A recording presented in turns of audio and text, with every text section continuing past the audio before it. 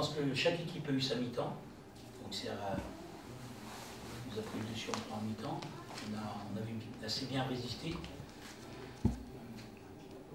C'est dommage que le but qu'Auxerre marque, mon défenseur peut libérer le ballon et à ce niveau-là, quand on fait une erreur, ça s'appelle cash, ils ont su en profiter. Par contre, nous avons fait une excellente deuxième mi-temps, une deuxième mi-temps qui, à mon sens, a été supérieure à celle d'Auxerre, parce qu'ils menaient quand même 1-0, et on s'est créé quand même 3-4 occasions de but, où le gardien a fait la différence à deux reprises. Donc je ne dirais pas qu'on aurait pu gagner ce match, parce que ça aurait peut-être été un hold-up, mais je pense que le nul est mérité. Pour vous, quelle importance a eu ce carton rouge? Lequel est l'autre? Non, le joueur. Aucune. Vous savez, moi, si vous me donnez à choisir, vous allez mener 1-0, vous allez jouer à 10, ça ne me dérange pas. Hein. Ouais. Ça ne me dérange pas. Hein. Je ne pense pas que ce soit ça qui fait basculer le match. Je pense que ce qui a fait basculer le match, je pense que c'est le gardien de but adverse qui a fait quand même 3 arrêts déterminants. Sur la volée de Verdier, c'est pas évident. Hein. Ensuite, il y a quand même un défenseur qui sauve le ballon sur la ligne aussi, je crois. Hein, c'est bien ça. Donc à partir de là, je pense que moi, je ne me suis pas rendu compte de l'extérieur qu'Auxerre était affaibli. Et si on regarde le nombre d'occasions de but qu'on a eu dans le deuxième mi-temps, c'est vrai que ça paraît quand même beaucoup. Est-ce qu'il vous paraît sévère ce carton? C'est-à-dire, vous, du banc, quand vous voyez l'action, vous vous attendez à carton rouge ou vous-même, vous êtes un peu... Dans la mesure où il siffle faute, il est dernier défenseur. On l'a subi une fois contre Lens et une fois contre Châteauroux. Et ça a été deux matchs qui nous ont pénalisés. Ensuite, nous, on se retrouve à 10 aussi, 1 contre 1, 1 à 1, pardon. Il reste quand même encore une dizaine de minutes entre les arrêts de jeu. Donc c'est pas évident non plus, on a su tenir le coup. Donc si on analyse bien, ça veut dire que le nul est peut-être mérité. Le coaching a été déterminant avec l'entrée de Verdier à la place de Chevalier. Oui, moi j'avais bien réfléchi à ce que je voulais faire. Je savais qu'un garçon comme Verdier en aurait besoin beaucoup plus dans la deuxième partie du match qu'en première partie, surtout quand on joue une équipe comme Auxerre, qui à domicile quand même, bon, même si elle a eu un petit peu un retard à l'allumage en début de saison, il reste quand même Auxerre. Ça fait 3 ans de ça, ces joueurs jouent en Champions League. 2 ans, 3 ans, pardon. Enfin bref. 2 ans. 3 2, c'est bien ça. 2 ans. Et les miens jouaient en CFA. Donc il y a quand même un océan entre les deux. Hein. Donc je savais qu'il fallait quand même utiliser les forces au bon moment. Et un garçon comme Verdier nous a amené tout ce que j'attendais. C'était prévu comme ça et ça a été efficace, tant mieux. Tant mieux.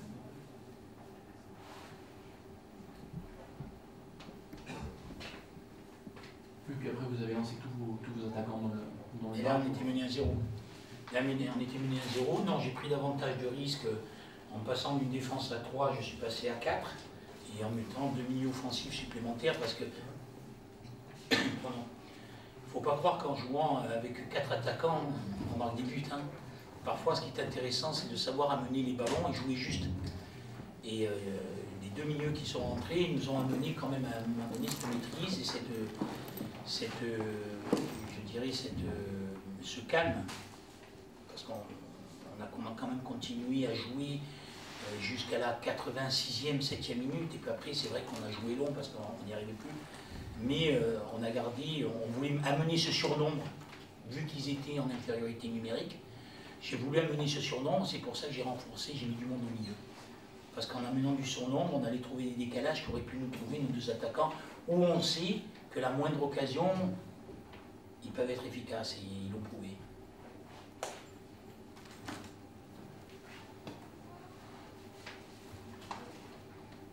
C'est bon? Merci. Merci beaucoup. Merci. Bon retour. Merci à vous.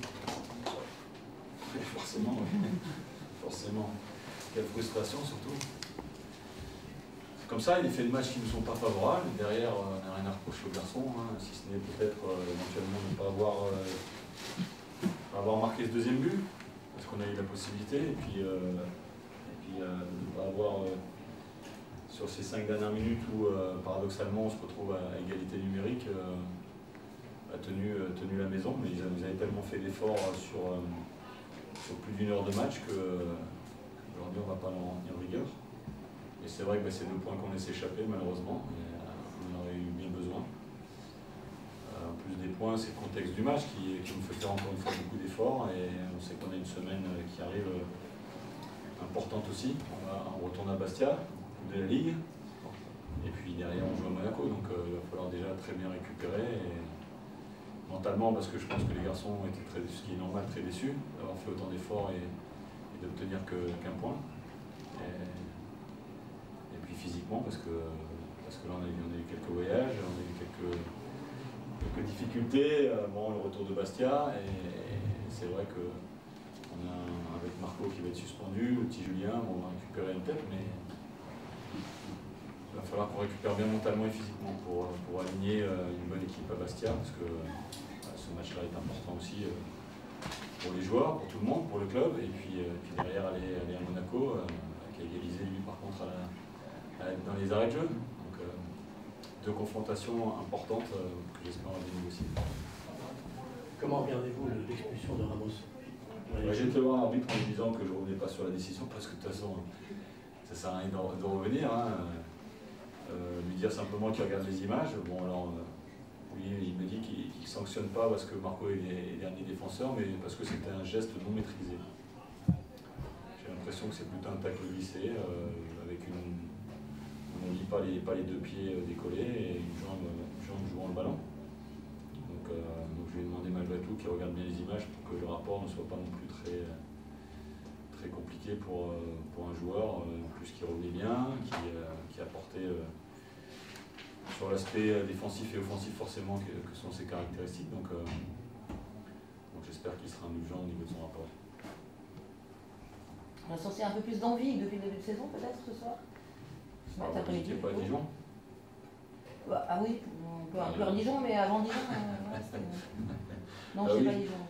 À Dijon, on avait montré, 1 heure à Guingamp, alors sur nos matchs à l'extérieur derrière, même si ça a été un retour de Guingamp important. Non, moi j'ai senti depuis un moment, c'est vrai qu'il y a beaucoup plus d'implication, ouais, clairement. On a réduit le groupe, on l'a responsabilisé un peu plus, et de ce fait, il y a un peu plus de qualité qui se dessine, même si avant l'expulsion, on aurait aimé mieux entamer ce match-là, essayer de les perturber un peu plus. On est tombé dans un faux rythme, on n'a pas trouvé les solutions. On savait qu'ils étaient très bien regroupés. Il fallait aussi être patient, ce qu'on a été. Mais j'aurais aimé qu'on entame beaucoup mieux ce match pour les pousser à la faute un peu plus vite dans cette rencontre. Vous manquez encore la possibilité de faire 2 victoires de suite. Est-ce que vous avez peur que ça pèse? C'est vraiment pas ce dont je pense aujourd'hui, honnêtement. Donc bien sûr qu'on a loupé une 2e victoire, on l'avait entre nos mains, mais l'important c'est la manière qu'ont montré les garçons à ne pas abdiquer, à se battre, malgré un petit peu les choses qui ne sont pas favorables. Mais même si l'arbitre fait partie du jeu, c'est comme ça. Mais c'est vrai que depuis, alors je ne vais pas le répéter, depuis quelques temps, c'est un petit peu préjudiciable. Déjà l'année dernière, même si j'étais pas là toute la saison, cette année on n'a pas eu non plus beaucoup d'avantages là-dessus. Mais bon, c'est à nous de trouver les solutions et que, encore une fois, les décisions arbitrales font partie du contexte et du jeu, et que c'est à nous de trouver les solutions parce que nous sommes les premiers acteurs. C'est un match nul mérité pour Ajaccio finalement? Ils ont eu quelques opportunités en fin de match quand on a commencé forcément à fatiguer, parce que quand vous courez à 10 pendant plus d'1 heure de jeu, oui, là ils ont eu un peu plus d'espace, nos lignes se sont écartées un peu plus, mais là aussi j'ai le sentiment qu'Adama, il va peut-être attaquer le ballon au départ. Le joueur en face joue bien le coup parce qu'il se sert de son corps. J'ai l'impression que l'arbitre hésite à siffler faute, et que malheureusement c'est encore une sanction. Mais je vous dis, les solutions, c'est nous qui allons les trouver, et on ne va pas se cacher derrière des décisions ou des faits sur lesquels on ne peut pas forcément intervenir. Parce qu'on peut intervenir sur nos principes de jeu, nos valeurs, et ce qu'on a montré encore une fois ce soir. Il faut qu'on s'en serve pour s'appuyer sur ces bases-là. Léo il sauve son but à plusieurs reprises, mais considérez qu'il y a une faute de main sur le but qu'il prend sur le ventre. Enfin, je sais pas. C'est pas le propos de la soirée. Il a fait quelques arrêts intéressants auparavant. On sait que quand on est à 10, on a besoin notamment d'un gardien soit très performant. Il l'a été. Après, est-ce qu'il y a faute de main? Le terrain n'était pas c'était pas évident pour les gardiens ce soir, hein, notamment sur la frappe qu'il a mis, il la met bien.